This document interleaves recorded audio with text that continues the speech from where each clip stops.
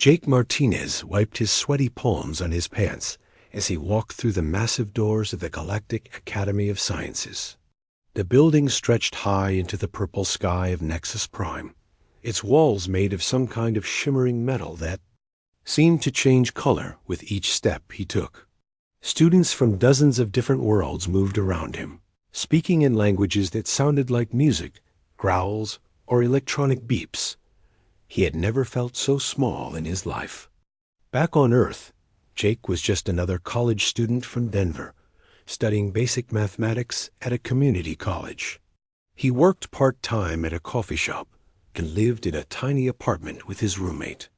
The only reason he was here was because of a random lottery system that picked one human student each year to attend the academy. Out of 8 billion people, somehow his name had been chosen.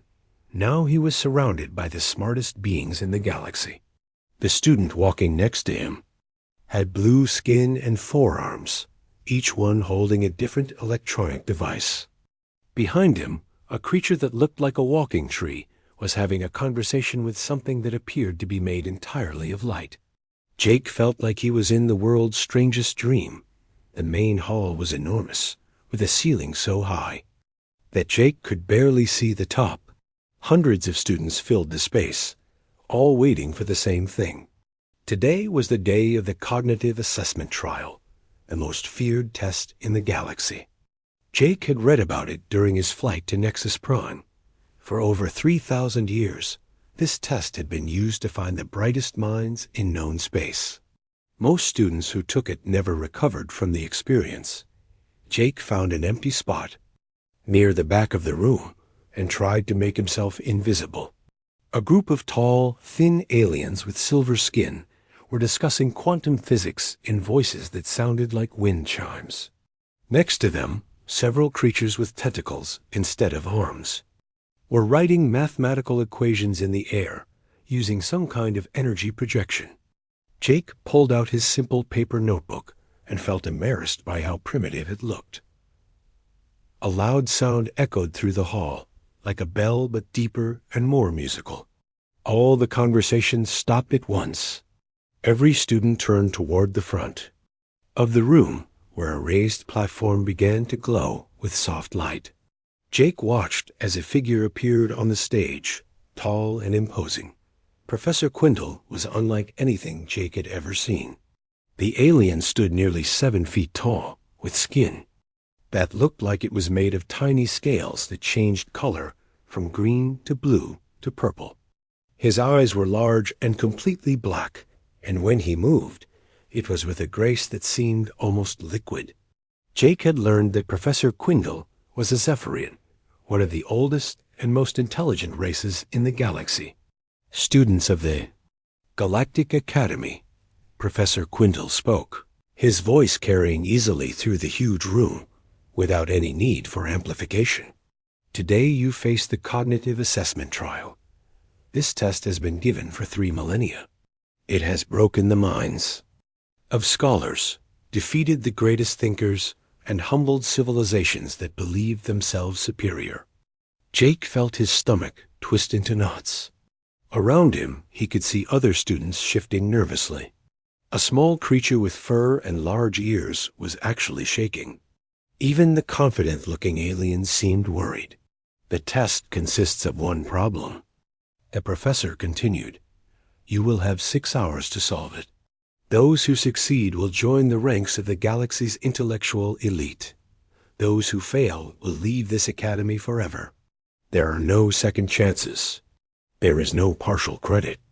You either solve it completely, or you do not. The professor gestured, and the air above the platform shimmered.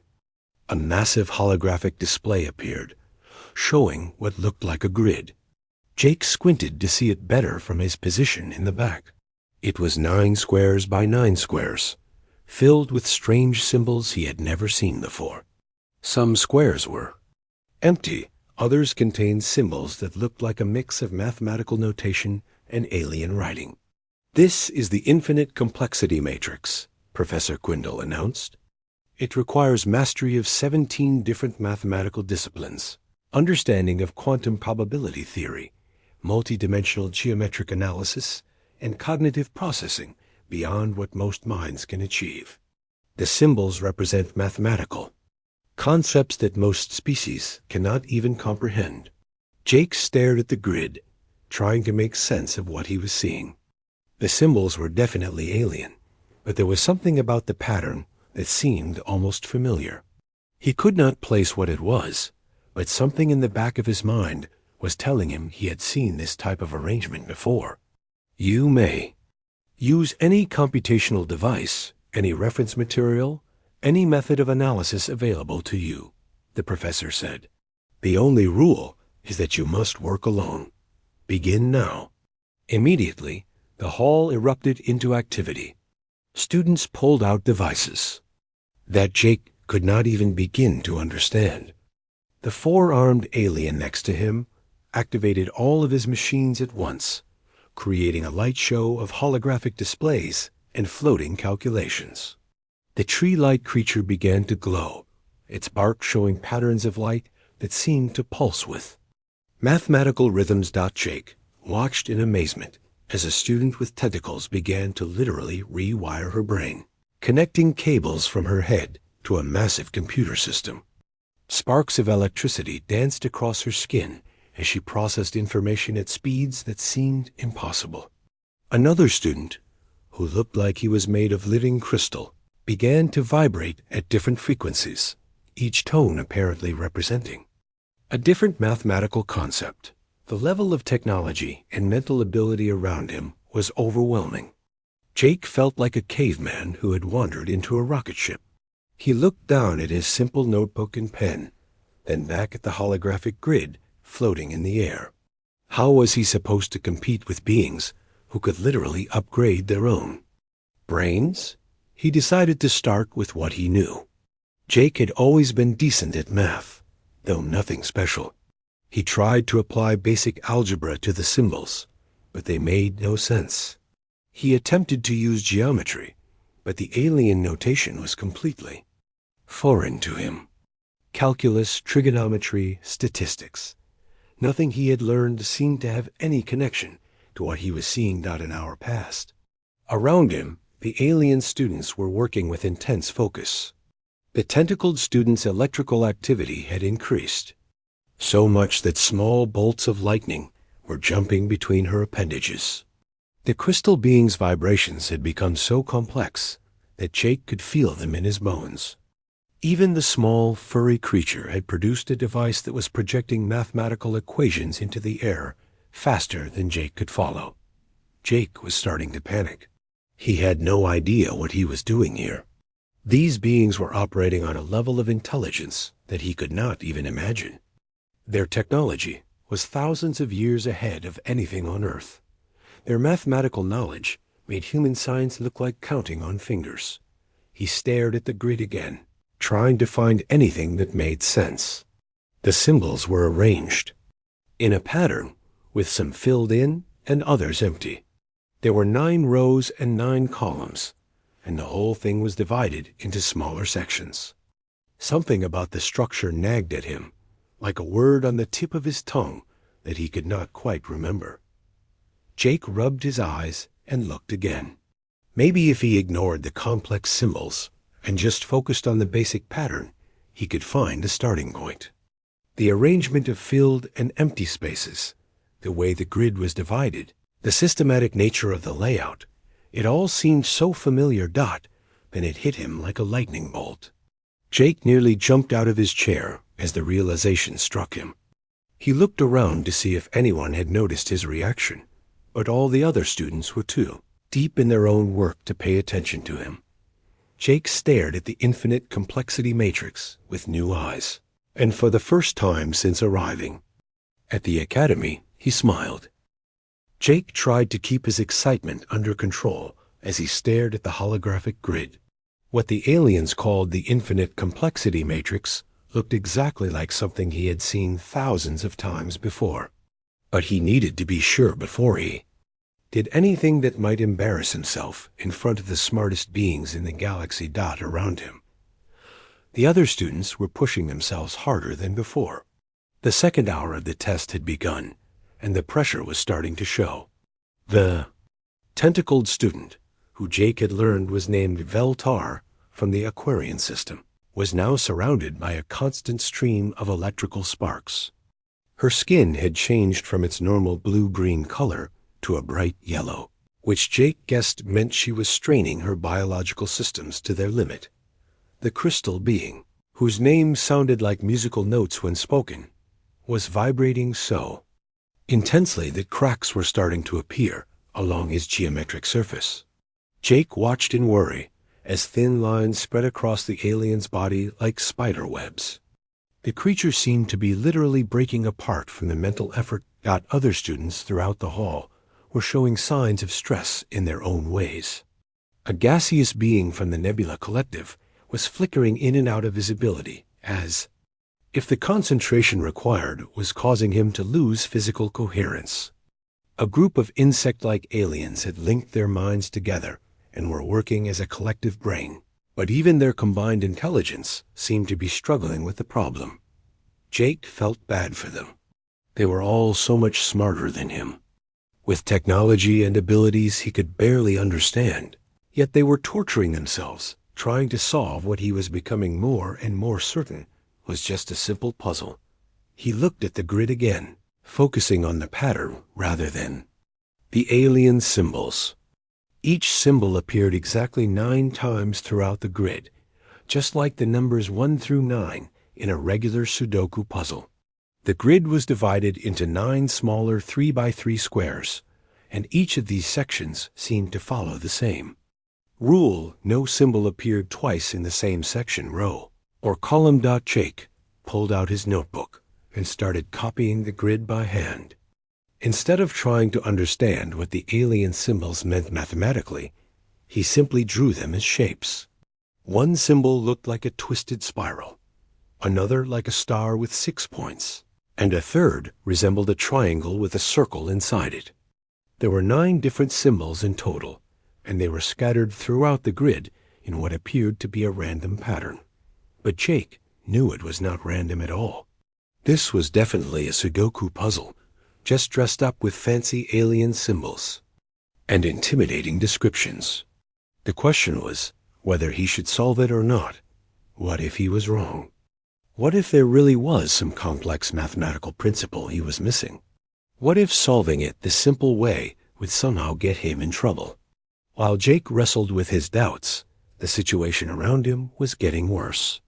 Veltar suddenly let out a sound like electronic screaming and collapsed backward in her chair. Sparks flew from her tentacles as her electrical systems overloaded. 2 other Aquarian students rushed to help her, checking her vital signs and speaking rapidly in their musical language.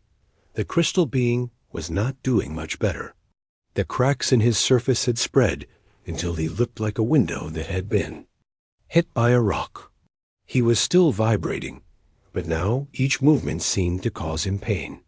A professor from his species, who looked like a walking diamond, approached to examine the damage. Jake realized that these aliens were actually hurting themselves trying to solve the puzzle. Their approach was to throw more and more mental power at the problem, like trying to break down a door by running into it harder and harder. They could not see that sometimes the simplest approach was the best one. A loud crash echoed through the hall. One of the insect-like aliens had pushed their collective mind link too hard, and all 6 of them had collapsed at once. Medical staff, who looked like floating jellyfish with mechanical arms, rushed to help them. Jake watched as they were carried out of the hall on anti-gravity stretchers. Professor Quindle observed everything with his large black eyes, making notes on a device that looked like liquid metal. Jake noticed that the professor seemed more interested in watching the students struggle than in whether they actually solved the problem. Maybe the test was not really about finding the right answer, but about seeing how far each species would push themselves. The 3rd hour began, and Jake decided he could not watch his fellow students destroy themselves any longer. Even if he was wrong about the Sudoku theory, he had to try something. He started working on the puzzle using the same techniques he had learned during boring afternoons back on Earth. First, he looked for easy moves, squares where only one symbol could possibly fit. In the top left corner, there was an empty square. That already had 8 of the 9 symbols in its row, column, and section. Only the spiral symbol was missing, so Jake carefully drew it in his notebook. Next, he used elimination. If a symbol already appeared in a row, it could not appear anywhere else in that row. Same for columns and sections. Jake worked methodically, filling in squares one by one as he eliminated possibilities. The other students were too focused on their own work to notice what Jake was doing. Veltar had recovered from her electrical overload, but was now working. More carefully, her tentacles glowing with a dimmer light. The crystal being had stopped vibrating and was instead projecting complex mathematical formulas into the air above his desk. Jake found the puzzle surprisingly easy. Whoever had created it had not made it very difficult. It was about the same level as the Sudoku puzzles in the Sunday newspaper back home. He worked steadily, double-checking each answer before moving on to the next square dot as he filled in more and more of the grid. Jake started to feel confident that he was right.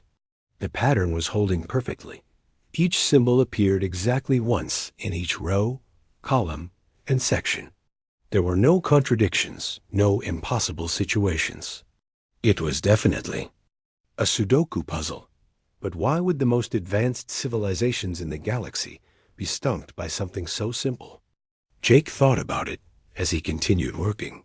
Maybe the problem was that they were too smart for their own good. They saw the alien symbols and immediately assumed the solution required advanced mathematics. They could not imagine that the answer might be something as basic as pattern recognition. It was like using a supercomputer to add 2 plus 2. The computer could do it, but it would take forever because it would try to use complicated algorithms when simple arithmetic would work fine. Jake was down to the last few squares when disaster struck again. The gaseous student from the nebulae. Collective suddenly dispersed completely, his consciousness scattered across the room like smoke. Other students from his species worked frantically to gather his essence back together, but Jake could see the panic in their movements. The crystal being made a sound like breaking glass, and several large pieces fell off his body. He was still trying to solve the puzzle, even as he literally fell apart. Jake wanted to tell him to stop, that it was not worth hurting himself over, but he did not know how to communicate with him. Professor Quindle was now moving through the room, checking on the students who had collapsed or injured themselves. Jake noticed that the professor's attention kept returning to him. Maybe it was because Jake was the only student who seemed calm and relaxed while everyone else was in crisis. Jake filled in the final symbol, the 6-pointed star, and sat back to check his work. He had completed the entire grid in just under 3 hours. Every row, column, and section contained all 9 symbols exactly once. Unless he had made a mistake somewhere, he had solved the legendary cognitive assessment trial. Now came the hard part. Jake had to decide whether to turn in his answer or not. If he was wrong, he would be expelled from the academy and sent back to Earth in shame. But if he was right, he would have solved in 3 hours what had taken other students their entire academic careers to attempt. Jake looked around the room one more time. Students were still working desperately, pushing themselves to dangerous limits for a puzzle that a human child could solve with a pencil and some patience. He made his decision and raised his hand. The moment Jake raised his hand, a strange silence fell over the examination hall. It was not complete silence. The crystal being was still making soft breaking sounds, and the medical staff were still working on the injured students. But somehow, everyone seemed to sense that something important had just happened. Professor Quindle turned his large black eyes toward Jake. The alien's expression was impossible to read, but Jake could feel the weight of his attention, like a physical force. Slowly, the professor began walking across the hall, his movements as smooth and graceful as water flowing downhill.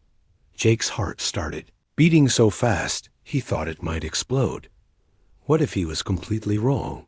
What if the puzzle was actually some incredibly complex mathematical problem, and he had just made a fool of himself in front of the smartest beings in the galaxy? He thought about putting his hand down and pretending he had just been stretching, but it was too late now. Other students began to notice the commotion. Veltar looked up from her work, her tentacles still sparking with electrical activity. The insect-like aliens who had not collapsed turned their compound eyes toward Jake. Even the tree-like creature stopped glowing for a moment to see what was happening. Professor Quindle reached Jake's desk and looked down at him. Up close, the alien was even more impressive. His scaled skin seemed to shift colors constantly, and Jake could see his own reflection in those enormous black eyes. When the professor spoke, his voice was quiet, but somehow carried throughout the entire hall. "You believe you have completed the cognitive assessment trial?" Professor Quindle asked. Jake's mouth felt dry as sand. He tried to speak, but only managed a squeaking sound. He cleared his throat and tried again. "Yes, sir," Jake said, his voice barely above a whisper. "I think so." The professor's head tilted slightly to one side, a gesture that seemed curious rather than threatening. "In less than 3 hours, you have solved a puzzle that has challenged the greatest minds in the galaxy. For 3,000 years? When he put it like that, it sounded completely ridiculous. Jake almost apologized and put his notebook away, but something stopped him. He looked at his completed grid, then at the suffering students around him, and decided to stick with his answer. "Yes, sir," Jake said, a little louder this time. Professor Quindle extended one long, scaled hand. "May I see your solution?" Jake handed over his notebook, trying not to let his hands shake. The professor took it delicately, as if it might break, and began studying Jake's work. His eyes moved across the page in patterns that seemed almost mechanical, taking in every detail dot. As the professor examined the notebook, other faculty members began gathering around. Jake recognized some of them from his orientation sessions. Professor Zenakari, a floating brain in a transparent container who taught quantum mechanics, and Dr. Hithara, a spider-like alien who was supposedly the greatest mathematician on Mexus Prime. The examination seemed to take forever. Professor Quindle would look at Jake's grid, then at the holographic display, then back at the notebook. Sometimes he would make small sounds that might have been approval or confusion. Jake could not tell which. Finally, Professor Quindle looked up from the notebook. His scaled features were completely unreadable as he spoke to the other faculty, members in a language that sounded like wind blowing through crystal chimes. The conversation went on for several minutes, with each professor examining Jake's work and adding their own comments. During this time, the examination continued around them.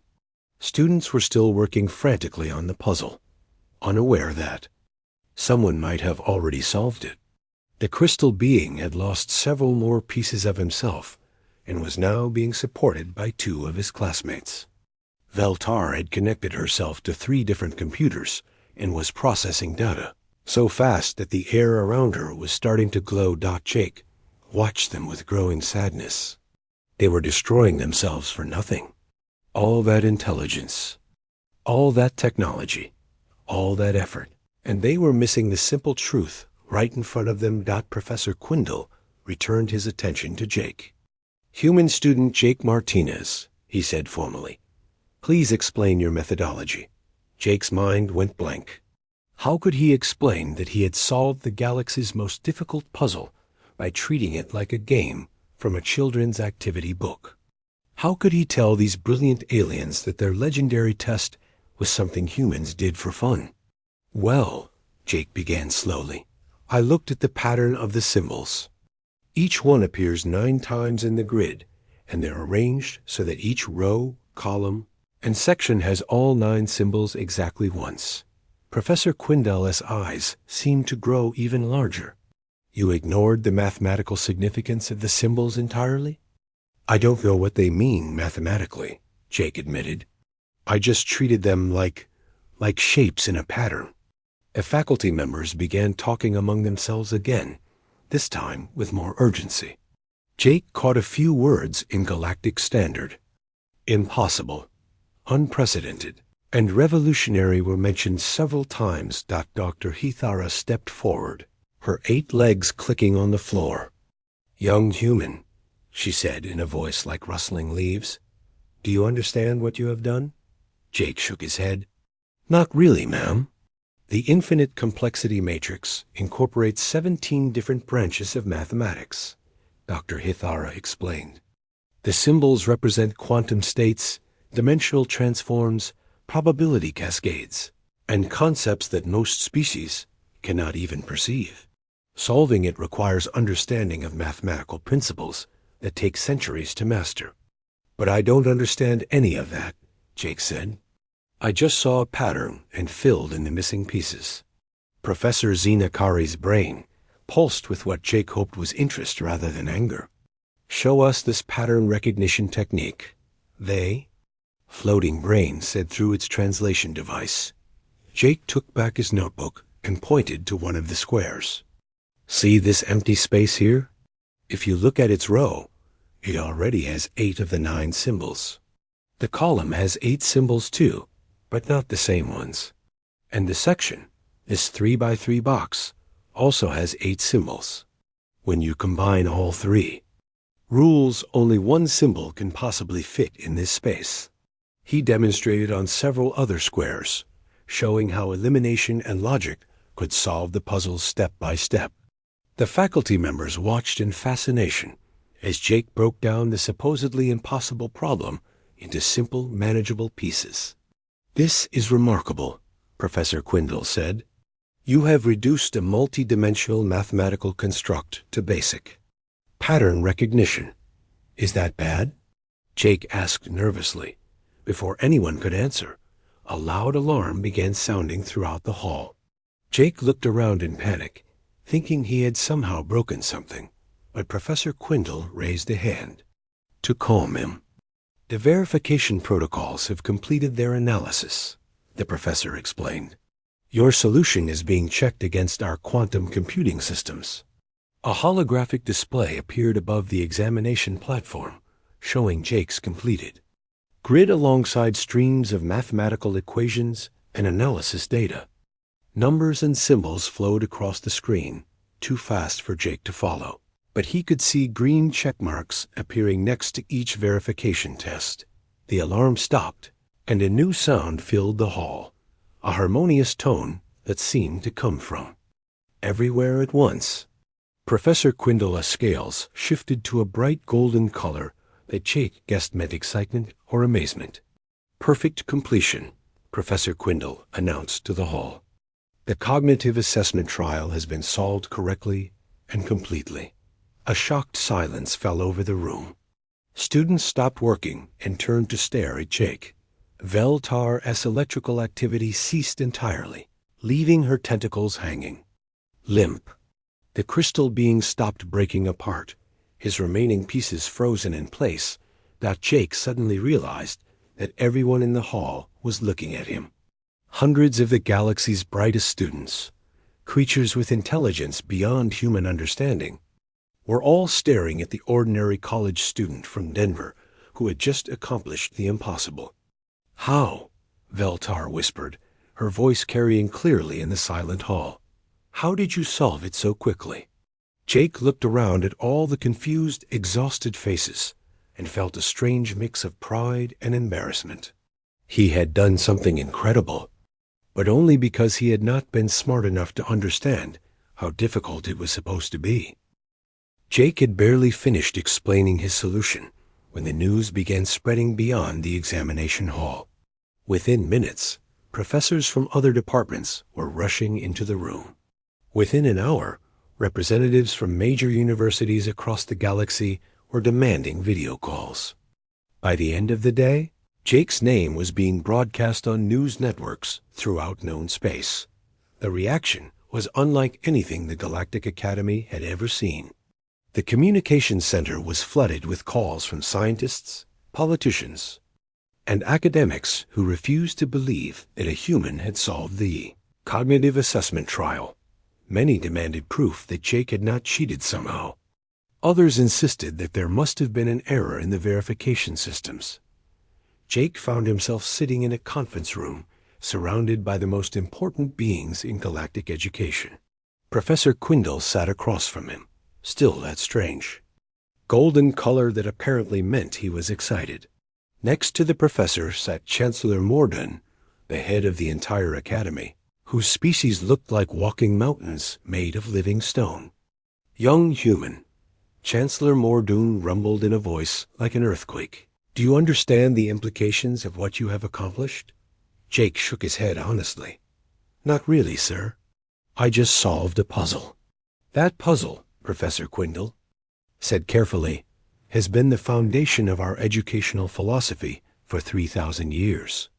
We have used it to identify the most brilliant minds in the galaxy. Entire civilizations have measured their intellectual progress by how well their students perform on variations of this test. Dr. Lisa Wong, Jake's faculty advisor from Earth, had arrived on the fastest transport ship available. She was a xenopsychology professor who studied how different species thought and learned. She sat next to Jake, looking almost as overwhelmed as he felt. What exactly is this puzzle, from a human perspective? Dr. Wong asked Jake quietly. Jake pulled out his notebook and showed her the completed grid. It's called Sudoku. We play it for fun back home. You can find these puzzles in newspapers and magazines. Kids learn to solve them in elementary school. Dr. Wong stared at the grid for a long moment, then looked up at the assembled alien faculty. This is a recreational puzzle on Earth. Humans solve these to pass time during lunch breaks or while waiting for appointments. The conference room fell completely silent. Jake could hear the soft humming of the building's environmental systems and the distant sound of students talking in the hallways. Chancellor Mordun's stone-like features seemed to freeze completely. Recreational? Professor Quindle repeated slowly. We have books with hundreds of these puzzles, Dr. Wong continued. Different difficulty levels from beginner to expert. Children solve the easy ones. Adults tackle the harder ones. It's considered a simple logic exercise. Professor Zenakari's brain pulsed rapidly in its container.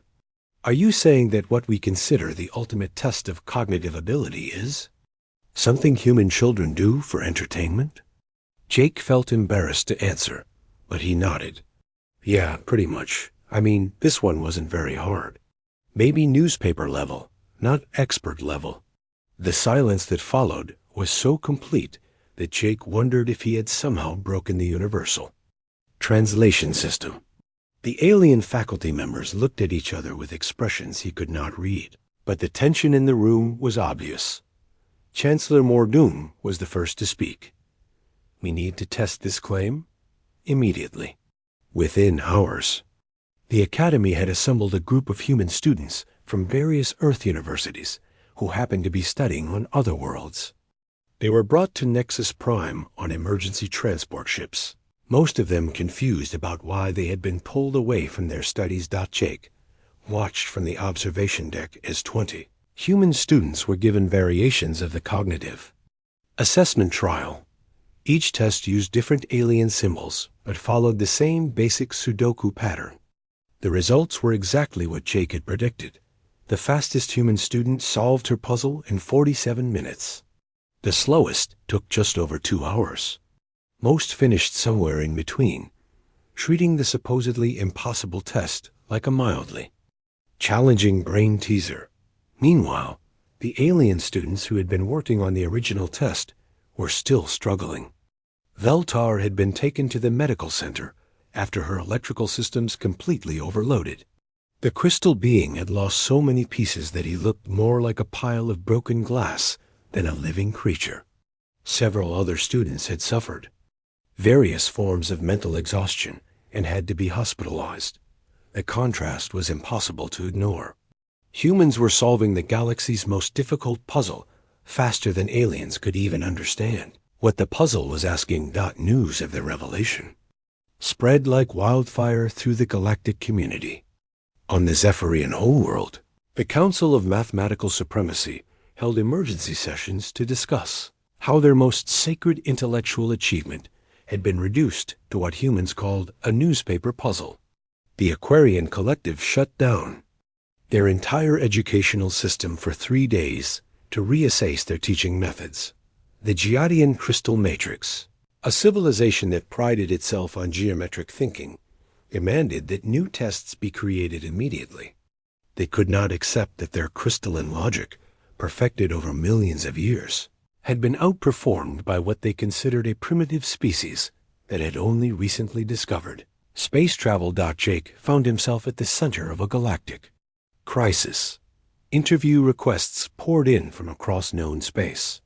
Scientists wanted to study his brain. Philosophers wanted to understand his thinking process. Politicians wanted to know if humans posed some kind of threat to the established order. "I don't understand why everyone is so upset," Jake said to Dr. Wong during one of their daily meetings. "It's just a different way of thinking about problems." Dr. Wong smiled sadly. "That's exactly why they're upset, Jake. For thousands of years, these civilizations have believed that intelligence means making things more complex. They add layers of analysis, develop elaborate theories, and create sophisticated technologies to solve problems." She gestured toward the window where they could see alien students still working frantically on advanced mathematics. Humans approach problems differently. We look for the simplest solution that works. We strip away complexity instead of adding it. To them, that seems impossible. The crisis deepened when researchers began examining other supposedly difficult alien puzzles and mathematical challenges. Human students were brought in to attempt problems that had stumped alien scholars for centuries. The results were consistently embarrassing for the galactic academic community. Quantum probability matrix that the Nebula Collective had spent 50 years analyzing turned out to be what humans called a word search puzzle. A geometric transformation challenge from the Silicon Confederation was essentially a jigsaw puzzle with mathematical notation, a temporal logic sequence that had defeated the greatest minds of the Centauri. Republic was basically a pattern-matching game. Each revelation sent new shockwaves through galactic society. Species that had built their entire cultures around intellectual superiority found themselves questioning everything they thought they knew about intelligence and problem-solving. Veltar, recovering in the medical center, requested a meeting with Jake. She had been one of the brightest students in her generation, destined for great things in Aquarian society. Now she was trying to understand how her life's work had been reduced to what humans considered child's play. "How do you do it?" she asked Jake, her tentacles moving weakly as she lay on the medical bed. "How do you see solutions so clearly when we cannot?" Jake thought about the question seriously. "Maybe it's because we're not as smart as you," he said finally. "We can't process information the way you can, so we have to find shortcuts. We look for patterns instead of trying to understand everything. But that seems too simple," Veltar protested.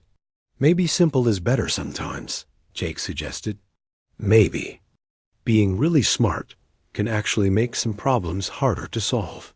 Veltar was quiet for a long time, her electrical patterns flickering dimly as she processed this idea. Finally, she looked up at Jake with something that might have been respect. "Perhaps," she said slowly, "we have been thinking about thinking all wrong." 6 months after Jake solved the cognitive assessment trial, the Galactic Academy looked completely different. The old examination halls had been converted into collaborative learning spaces where students from different species worked together on problems. The traditional lectures about advanced mathematical theory had been replaced with workshops on pattern recognition and simple problem-solving techniques. Jake found himself in the strange position of being a teacher at an institution where he had originally been one of the least qualified students. He stood in front of a classroom filled with beings whose intelligence far exceeded his own, trying to explain concepts that seemed obvious to him but revolutionary to them. The key is not to think harder, Jake explained to a group of advanced students. The key is to think differently. When you see a complex problem, ask yourself what it would look like if it were simple. His current students included Veltar, who had recovered from her electrical overload and was now studying human cognitive patterns. The crystal being, whose name Jake had learned to pronounce as a series of musical tones, had been carefully repaired and was fascinated by what he called reductive analysis. Several other species were represented in the class, all eager to understand how humans could solve problems so efficiently. Professor Quindle sat in the back of the classroom, taking notes on everything Jake said. The Zephyrian had become one of Jake's biggest supporters, arguing that the Academy needed to completely restructure its approach to education. It had not been easy for him to admit that his species' 3,000-year-old testing system was fundamentally flawed, but he had embraced the new ideas with enthusiasm. "Let me show you another example," Jake said, pulling up a holographic display. "This is what you call a dimensional reasoning matrix. It's supposed to test spatial intelligence across multiple realities." The students looked at the complex three-dimensional puzzle floating in the air. Multiple geometric shapes were connected by glowing lines, and the entire structure rotated slowly through what appeared to be several different dimensions simultaneously. "Now watch what happens when I ignore all the fancy dimensional theory and just focus on the basic relationships," Jake continued. He began highlighting certain connections between the shapes, showing how they formed a simple pattern when viewed from the right angle. "It's a matching game," Veltar said suddenly, her tentacles brightening with excitement. "Each shape has a partner, and you just need to find the pairs." "Exactly," Jake smiled. "Your species turned it into a complex mathematical problem about dimensional physics. But really, it's just about seeing which things go together." The crystal being chimed softly, which Jake had learned was his species' way of expressing amazement. "We spent centuries developing quantum computational methods to solve these puzzles. You solved this one by looking at it for 30 seconds. Jake shrugged. Sometimes the obvious answer is the right answer. Dr. Wang had become a regular visitor to Nexus Prime, working with alien psychologists to study the differences between human and alien thinking patterns. Her research was revolutionizing the field of cognitive science throughout the galaxy. Humans have what we call cognitive flexibility, Dr. Wang explained during one of her lectures to the galactic academic community. When we encounter a problem, we automatically try multiple approaches until we find one that works. Most alien species seem to commit to one complex approach and then try to make it work through brute force. The changes at the Academy were just the beginning. Throughout the galaxy, educational systems were being redesigned to incorporate human-style problem-solving techniques. The Zephyrian Council had officially retired the cognitive assessment trial and replaced it with a series of different tests that measured various types of intelligence. The Aquarian Collective had established exchange programs with Earth universities, sending their brightest students to learn what they called simplification theory. The Giadian Crystal Matrix had begun teaching their children to solve human puzzles before moving on to traditional geometric analysis. Not everyone was happy with the changes. Some alien civilizations saw the human approach as a threat to their cultural identity. The Silicon Confederation argued that embracing primitive human methods would lead to intellectual decline. Several species withdrew from the galactic academic community rather than admit that their methods were flawed. but many others embraced the new ideas with enthusiasm. Joint research projects between humans and aliens began producing breakthrough discoveries at an unprecedented rate. Problems that had puzzled scientists for centuries were being solved by teams that combined alien knowledge with human insight. Jake received regular updates from Earth about how his achievement was affecting his home planet. Humanity had suddenly become one of the most sought-after species in the galaxy for collaborative research. Universities that had never heard of Earth were now offering exchange programs and research partnerships. "I got a message from my old college yesterday," Jake told Dr. Wang during one of their meetings. "They want to offer a degree program in galactic problem solving. They're asking if I want to come back and help design the curriculum." Dr. Wang laughed. "6 months ago, you were just another community college student.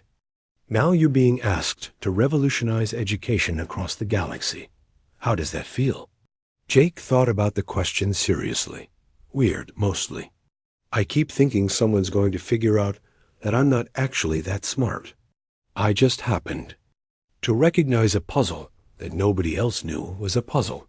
"That's exactly what makes you valuable," Dr. Wang said. "You don't overthink things. You see what's actually there instead of what you think should be there." The long-term effects of Jake's discovery were still unfolding. Trade negotiations between species were being resolved more quickly using human-style direct communication. Diplomatic crises that had lasted for decades were being solved through simple compromise rather than complex political maneuvering. The galaxy was learning that intelligence came in many different forms, and that sometimes the most effective solutions were also the most elegant in their simplicity. Jake's favorite part of his new role was working directly with students like Veltar. The Aquarian had become genuinely skilled at human-style problem-solving, though she still sometimes reverted to her species' tendency to overcomplicate things. "I've been thinking about what you said," Veltar told Jake after class one day, "about how being really smart can sometimes make problems harder to solve." "What about it?" Jake asked. "My species has always prided itself on our intellectual capacity," she explained. "We can process information faster than almost any other species in the galaxy. But maybe that's actually been holding us back." "How so?" Veltar's tentacles moved in complex patterns as she organized her thoughts. "When you can analyze something from 17 different angles simultaneously, it becomes hard to see the one simple angle that actually matters. You get lost in all the possibilities instead of focusing on what works." Jake nodded. "That makes sense. It's like having a toolbox with 1,000 different tools, but using a sledgehammer to drive in a nail because you didn't notice the regular hammer." "Exactly," Veltar said. "We've been using sledgehammers for everything." As his time at the Academy continued, Jake began to understand his role in the galaxy's intellectual evolution. He was not there because he was smarter than anyone else. Quite the opposite. He was there because he represented a different way of thinking that the galaxy had never encountered before. The other species had developed incredible technologies and sophisticated theories, but they had also developed blind spots. They had become so focused on complexity that they had forgotten the value of simplicity. They had become so specialized that they had lost the ability to see basic patterns. Humans, being newer to the galactic community and less technologically advanced, had not developed those same blind spots. They approached problems with fresh eyes and simple tools, often finding solutions that had been hiding in plain sight. Jake's final semester at the Academy culminated in a presentation to the Galactic Council of Education. Representatives from hundreds of worlds attended, either in person or through holographic projection. Jake stood at the podium, looking out at an audience that included some of the most powerful beings in known space. "When I first came here," Jake began, "I thought I was the least qualified person in the room. I was just a community college student from a planet that had barely discovered space travel. Everyone else was smarter, more advanced, and more sophisticated than me. He paused, looking at the faces in the audience. Some were alien enough that he could not read their expressions, but he could sense their attention. What I learned is that intelligence isn't about how complicated you can make something. It's about how clearly you can see what's really there. Sometimes the best solution is the simplest one, and sometimes the smartest thing you can do is to stop trying to be so smart. Jake smiled as he delivered his conclusion. Humans aren't better than other species. We're just different. And maybe, in a galaxy full of incredibly smart beings, what you really needed was someone just ordinary enough to see what everyone else was missing.